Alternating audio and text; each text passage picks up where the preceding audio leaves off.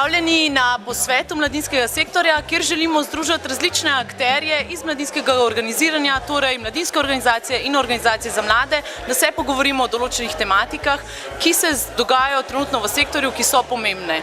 Debatirali bomo torej o tem, ali želimo dati 16-letnikom pravico voliti, do tega, kako naj mladi pridejo na trg dela, posebej tisti, ki so mladi s posebnimi potrebami, kako lahko bolje priznavamo in beležimo neformalno izobraževanje in pa kakšno je stanje na področju lokalnega organiziranja v okviru mladinskih svetov lokalnih skupnosti.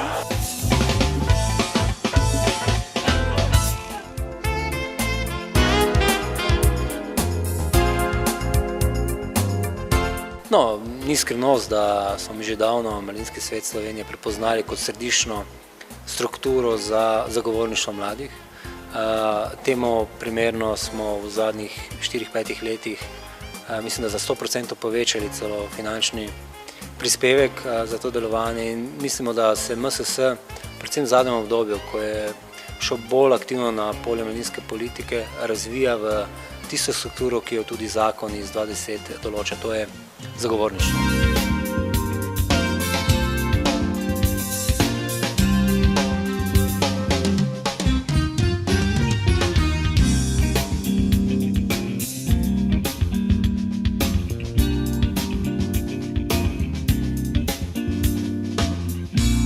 Ravno smo zaključili z dvema debatoma. Prva je bila namenjena predstavitvi nacionalnega programa za mladino.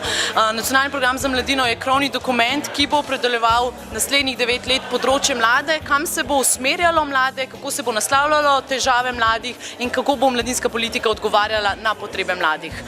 S Petrom Debeljakom, direktorjem Urada za mladino, smo odprli kar nekaj teh vprašanj, dobili tudi odgovore mladih, predvsem pa smo se strinjali o tem, da ne želimo, da je ta dokument samo črka na papirju, ampak želimo, da se resnično poskrbi za implementacijo, kjer želimo prispevati od mladi.